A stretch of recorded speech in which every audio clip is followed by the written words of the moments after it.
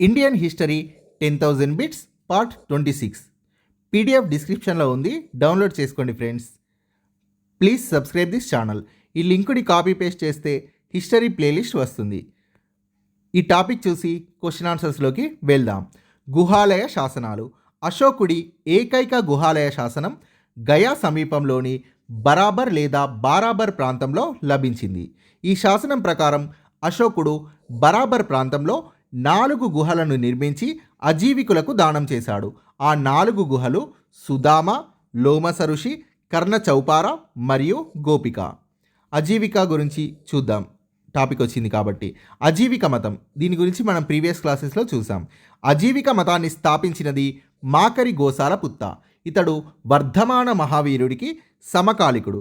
క్రీస్తు శకం 6వ శతాబ్దంలో అజీవిక మతం ప్రారంభం. క్రీస్తు పూర్వం 6వ శతాబ్దంలో అజీవిక మతం ప్రారంభమైంది. అయితే క్రీస్తు పూర్వం 2వ శతాబ్దంలోనే అజీవిక మతం అంతమైంది. అజీవిక మతం యొక్క ప్రధాన సిద్ధాంతం నియతి సిద్ధాంతం, డెస్టినీ అంటే తలరాత. దీని గురించి మనం ఆల్రెడీ చూసాం. ప్రపంచంలోనే అత్యంత పురాతనమైన రాతి గుహలు బరాబర్ గుహలు. భారతదేశంలో అత్యంత పురాతనమైన రాతి గుహలు అన్న బరాబర్ గుహలు. బరాబర్ గుహాలయం ఏ శతాబ్దానికి చెందినది? క్రీస్తు పూర్వం 3వ శతాబ్దం. బరాబర్ గుహాలయంలో ఎన్ని గుహలు ఉన్నాయి? 4. ఇవి ఏకశిలా గ్రానైట్ నుండి చెక్కబడ్డాయి. భారతదేశంలో మొట్టమొదటగా గుహాలయాలు నిర్మించినది అశోకుడు. మొట్టమొదటి గుహాలయం బరాబర్ గుహలు. బరాబర్ గుహలకు సమీపంలో ఉన్న నది ఫల్గు నది. బరాబర్ గుహలను కనుగొన్నది జేమ్స్ ప్రిన్సెప్ 1837లో. బరాబర్ గుహలు ఏ ప్రదేశంలో ఉన్నాయి? జహానాబాద్ జిల్లా, బీహార్లో. మౌర్యుల రాజకీయ చరిత్ర. చంద్రగుప్త మౌర్యుడు క్రీస్తు పూర్వం 324 నుండి 300 వరకు. ఏన్షియంట్ హిస్టరీ అంటే ప్రాచీన చరిత్రను మనం చదివేటప్పుడు ఈ ఇయర్స్ అంత ఇంపార్టెంట్ కావు. ఎందుకంటే ప్రాచీన చరిత్రలో ఎక్కువగా పుస్తకాలన్నీ మతం మీద ఉండేవి. చరిత్రను ఒక క్రమ పద్ధతిలో రాసిన వారు ఆ కాలంలో లేరు. కాబట్టి ఈ ఇయర్స్ అన్నీ కొంచెం డిఫరెంట్గా ఉంటాయి. తెలుగు అకాడమీ బుక్లో ఉన్న ఇయర్స్ వేరే ప్రైవేట్ పబ్లికేషన్స్లో ఉండకపోవచ్చు. సో ఐడియా కోసం ఈ ఇయర్స్ని చూడండి. దాదాపు ఇలాంటి క్వశ్చన్స్ ఎగ్జామ్స్లో అడగరు. కానీ డిఎస్సికి ప్రిపేర్ అయ్యే వాళ్ళు మాత్రం టెక్స్ట్ బుక్స్లో ఉన్న ప్రతి ఇయర్ని ఖచ్చితంగా గుర్తుపెట్టుకోవాలి. నేను ఇక్కడ పీడిఎఫ్ చదివే వారి కోసం రాశాను. ఇక్కడ తెలుగు అకాడమీ బుక్ ప్రకారం పరిపాలనా సంవత్సరాలను ఇచ్చాను అని. సో ఇవి డిఫరెంట్గా ఉన్నా పెద్దగా పట్టించుకోకండి. ఐడియా కోసం మాత్రం గుర్తుపెట్టుకోండి. 320 to 300 ఇలా. ఏ రాజు ఏ కాలం అంటే ఎంతకాలం పరిపాలించాడు? ఫర్ ఎగ్జాంపుల్ గౌతమిపుత్ర శాతకర్ణి ఎన్ని సంవత్సరాలు రాజ్యాన్ని పరిపాలించాడు అని శాసనాల్లో ఉన్న అలాంటి క్వశ్చన్స్ని మాత్రమే అడుగుతారు. సో ఏ ఇయర్ నుంచి ఏ ఇయర్ వరకు పరిపాలించాడు అని ప్రాచీన చరిత్రల్లో అడగరు. చంద్రగుప్త మౌర్యుడి కులం గురించిన వివరాలు. ముద్రా రాక్షసం. ముద్రా రాక్షసం చంద్రగుప్త మౌర్యుడు కులీనుడు, హీన కులజుడు అని తెలియజేస్తుంది. విష్ణు పురాణం శూద్రుడు అని తెలియజేస్తుంది. మురా అనే శూద్ర స్త్రీకి నందరాజుకి జన్మించిన వాడు అని తెలియజేస్తుంది. చంద్రగుప్తుడి తల్లి మురా పేరు మీదుగా ఆ వంశానికి మౌర్య వంశం అనే పేరు వచ్చినట్లుగా విష్ణు పురాణం తెలియజేస్తుంది. మహావంశ మరియు దివ్యవదన అనే శ్రీలంక బౌద్ధ గ్రంథాలు చంద్రగుప్త మౌర్యుడిది మౌర్య అనే క్షత్రియ కులం అని తెలియజేస్తుంది.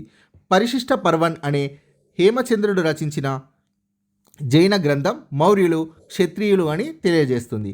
మహాపరినిబ్బాణ సుత్త అందరూ ఆమోదించిన బౌద్ధ గ్రంథం. చంద్రగుప్తుడి పూర్వీకులు పిప్పలివనం అనే రిపబ్లికన్ రాజ్యంలో మౌర్య అనే క్షత్రియ తెగకు చెందినవారు కావడం వల్ల ఈ పేరు మీదుగా మౌర్య వంశం అనే పేరు వచ్చింది అని మహాపరినిబ్బాణ సుత్త తెలియజేస్తుంది. మౌర్య వంశ స్థాపకుడు చంద్రగుప్త మౌర్యుడు. నందవంశాన్ని నిర్మూలించినది చంద్రగుప్త మౌర్యుడు. చంద్రగుప్తుడు భారతదేశ చారిత్రక సామ్రాజ్య నిర్మాత అని, అతి గొప్ప బలవంతుడైన రాజు అని తెలిపినది ఆచార్య భార్గవుడు. చంద్రగుప్త మౌర్యుడు స్వీకరించిన మతం జైన మతం. చంద్రగుప్త మౌర్యుడి జైనమత గురువు భద్రబాహు. భూమిని సర్వే చేయించిన మొదటి పాలకుడు చంద్రగుప్త మౌర్యుడు. చంద్రగుప్త మౌర్యుడి ప్రధాని కౌటిల్యుడు. ఇతడు చంద్రగుప్త మౌర్యుడి కుమారుడైన బిందుసారుడు రాజుగా ఉన్న కాలంలో కూడా కొన్ని సంవత్సరాలు ప్రధానిగా ఉన్నాడు. వాయువ్య భారతదేశంపై దండెత్తి అలెగ్జాండర్ నియమించిన గవర్నర్లను అంతం చేసి ఆ ప్రాంతాన్ని స్వాధీనం చేసుకున్నది చంద్రగుప్త మౌర్యుడు. అలెగ్జాండర్ ఏ ప్రాంతాన్ని జయించినా అక్కడ పాలకుడిగా ఒక గవర్నర్ని నియమించి ఇంకొక ప్రాంతం మీదకి దండయాత్రకు వెళ్ళేవాడు. సో అలాంటి గవర్నర్లను అంతం చేసి వాయువ్య భారతదేశాన్ని ఆక్రమించి స్వాధీనం చేసుకున్నది చంద్రగుప్త మౌర్యుడు. అలెగ్జాండర్ మరణించిన తర్వాత చంద్రగుప్తుడు హిమాలయ రాజ్యం రాజైన పర్వతరాజు, పౌరవ రాజ్య రాజైన పురుషోత్తముడి సహాయంతో భారతదేశ వాయువ్య ప్రాంతాన్ని ఆక్రమించాడు. చంద్రగుప్త మౌర్యుడు జయించిన ప్రాంతాలలో తిరిగి గ్రీకు పాలనను నెలకొల్పడానికి ప్రయత్నించడం వల్ల సెలికస్ నికేటర్ని యుద్ధంలో ఓడించాడు. సెలికస్ నికేటర్ చంద్రగుప్త మౌర్యుడితో సంధి చేసుకున్నాడు. సో ఆ తర్వాత క్వశ్చన్స్. సెలికస్ నికేటర్ కుమార్తె హెలెనాను వివాహం చేసుకున్న మౌర్య చక్రవర్తి చంద్రగుప్త మౌర్యుడు. సెలికస్ నికేటర్ చంద్రగుప్త మౌర్యుడికి ఇచ్చిన వాయువ్య ప్రాంతాలు పరోపనిసత్, కాబూల్, ఆరకోసియా, కాందహార్, గెడ్రోసియా, బెలూచిస్తాన్ మరియు అరియా, హీరట్. చంద్రగుప్త మౌర్యుడు ఎన్ని ఏనుగులను సెలికస్ నికేటర్కి బహుకరించాడు? 500 ఏనుగులను. సెలికస్ నికేటర్ ఎవరిని తన రాయబారిగా చంద్రగుప్త మౌర్యుడి ఆస్థానానికి పంపించాడు? మెగస్తనీస్ని. చాలా చాలా ఇంపార్టెంట్. భారతదేశాన్ని సందర్శించిన మొదటి విదేశీ రాయబారి మెగస్తనీస్. భారతదేశ చరిత్ర పితామహుడు మెగస్తనీస్. భారతీయ సమాజం, సంస్కృతుల పరిశీలనలను రికార్డు చేసినందువల్ల మెగస్తనీస్ని భారతదేశ చరిత్ర పితామహుడు అని అంటారు.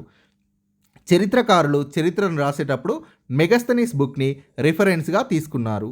అతని పరిశీలనలను రిఫరెన్స్గా తీసుకున్నారు. ఆధునిక భారతదేశ చరిత్ర పితామహుడు రాజా రామ్మోహన్ రాయ్ అని గుర్తుపెట్టుకోండి. సింధు మరియు అవంతి రాజ్యాలను ఆక్రమించినది చంద్రగుప్త మౌర్యుడు. సౌరాష్ట్ర, గుజరాత్లో సుదర్శన తటాకంను త్రవ్వించినది చంద్రగుప్త మౌర్యుడు. సుదర్శన తటాకంనకు పర్యవేక్షకుడు పుష్యగుప్తుడు. సుదర్శన తటాకంను చంద్రగుప్త మౌర్యుడు త్రవ్వించినట్లుగా తెలుపుతున్న శాసనం జునాగఢ్ లేదా గిర్నార్ శాసనం. జునాగఢ్ శాసనంను వేయించినది రుద్రదమనుడు. భారతదేశ చరిత్రలోనే సంస్కృతంలో వేయించిన తొలి శాసనం జునాగఢ్ శాసనం. చంద్రగుప్త మౌర్యుడు ఎవరి ప్రభావంతో జైన మతంను స్వీకరించాడు? భద్రబాహు. ఇతడు దిగంబర జైన మత స్థాపకుడు. చంద్రగుప్త మౌర్యుడి కాలంలోనే మగధలో 12 ఏళ్ల సుదీర్ఘమైన క్షామం సంభవించింది. చంద్రగుప్త మౌర్యుడు రాజ్యాన్ని వదిలిపెట్టి తన కుమారుడు బిందుసారుడికి పట్టాభిషేకం చేసి జైన మతాచార్యుడు భద్రబాహు ఆధ్వర్యంలో 12,000 మంది జైన సన్యాసులతో పాటు కర్ణాటకకు వలస వెళ్ళి దిగంబర జైన మతాన్ని స్వీకరించాడు. ఇదే ఇన్ఫర్మేషన్ నేను ప్రీవియస్ క్లాస్లో ఇచ్చాను. సో ఇదొక పాయింట్ అడిషనల్గా యాడ్ చేసుకోండి. క్రీస్తుపూర్వం 300 సంవత్సరం సమయంలో మగధను చంద్రగుప్త మౌర్యుడు పాలించే సమయంలో 12 ఏళ్ల సుదీర్ఘమైన క్షామం ఏర్పడింది. 12,000 మంది జైన సన్యాసులు, వీరితో పాటు చంద్రగుప్త మౌర్యుడు భద్రబాహు నాయకత్వంలో మగధను వీడి దక్షిణ భారతదేశానికి వలస వెళ్ళారు. వీరు కర్ణాటకలోని శ్రావణ బెలగొలకి వచ్చి దుస్తులను విసర్జించి దిగంబరులయ్యారు. అయి జైన మతాన్ని స్వీకరించారు. దిగంబర జైన మతాన్ని భద్రబాహు నాయకత్వంలో స్వీకరించారు చంద్రగుప్త మౌర్యుడు కూడా. సో మగధలోనే స్థూలబాహు లేదా స్థూలభద్రుడి నాయకత్వంలో ఉన్న జైన సన్యాసులు తెల్లని వస్త్రాలను ధరించారు. వీరు శ్వేతాంబరులయ్యారు.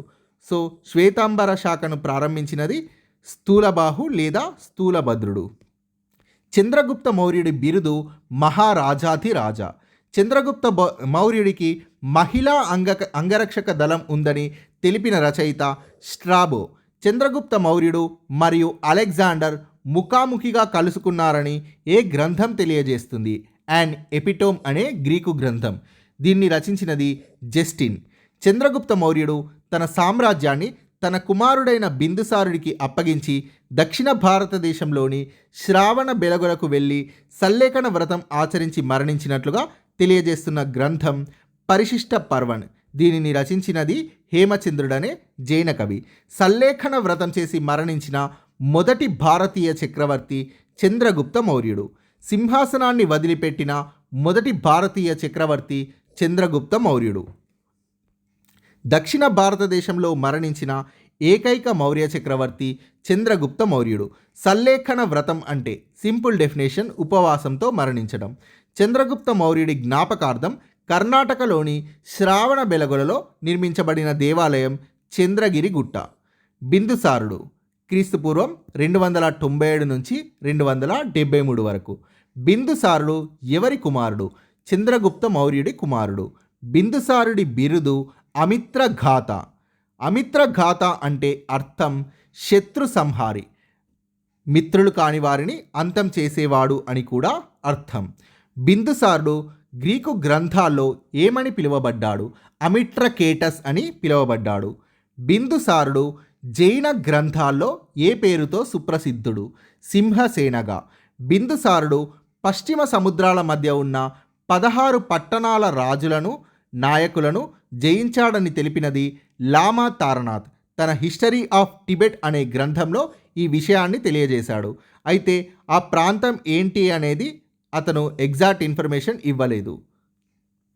ఆ ప్రాంతం దక్షిణ భారతదేశం అయి ఉండవచ్చని చరిత్రకారుల యొక్క అంచనా. టిబెటన్ బౌద్ధ గురువు అయిన లామా తారనాథ్ ఏ శతాబ్దంలో భారతదేశాన్ని సందర్శించాడు? 16వ శతాబ్దంలో. బిందుసారుడి ఆస్థానంలో ఉన్న గ్రీకు రాయబారులు ఎవరు? డైమకస్ మరియు డయనోసియస్. డైమకస్ని సిరియా పాలకుడైన ఆంటియోకస్ I పంపించాడు. డయనోసియస్ని ఈజిప్ట్ పాలకుడైన టాలమీ ఫిలడెల్ఫస్ పంపించాడు.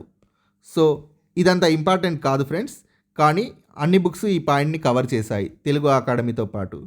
బిందుసారుడు సిరియా రాజు అయిన మొదటి ఆంటియోకస్ను ద్రాక్ష సారాయి, అత్తిపండ్లు మరియు తత్వవేత్తను పంపమని కోరగా ఆంటియోకస్ I తత్వవేత్తను పంపడం తమ ఆచారం కాదని చెప్పి మిగిలినవి పంపించాడు. ద్రాక్ష సారాయి అంటే మందు మరియు అత్తిపండ్లని. బిందుసారుడు ఏ మతాన్ని ఆదరించాడు? అజీవిక మతం. చంద్రగుప్త మౌర్యుడు దిగంబర జైన మతం ఆదరించాడు. బిందుసారుడు అజీవిక మతం ఆదరించాడు. బిందుసారుడి కుమారుడు అశోకుడు బౌద్ధ మతాన్ని తీసుకున్నాడు. బిందుసారుడి ప్రధాని కల్లాటక. చాణక్యుడు కూడా బిందుసారుడి కాలంలో ప్రధానిగా ఉన్నాడు. చాణక్యుడి తర్వాత కల్లాటకుడు ప్రధాని అయ్యాడు. బిందుసారుడి ఆస్థానంలో ఉన్న అజీవక మతాచార్యుడు పింగళి వత్సుడు. బిందుసారుడి కాలంలో తక్షశిలలో తిరుగుబాటు జరిగింది. ఈ తిరుగుబాటుని అణచివేయడానికి బిందుసారుడు ఎవరిని పంపించాడు? ఉజ్జయినికి గవర్నర్గా పనిచేస్తున్న తన కుమారుడు అశోకుడిని. అశోకుడు ఈ తిరుగుబాటుని సమర్థవంతంగా అణిచివేశాడు. ఈ విషయాన్ని తెలియజేస్తున్న గ్రంథం దివ్యవదన. బిందుసారుడి కాలంలో తక్షశిల గవర్నర్ సుసిముడు. Thank you friends, please subscribe this channel.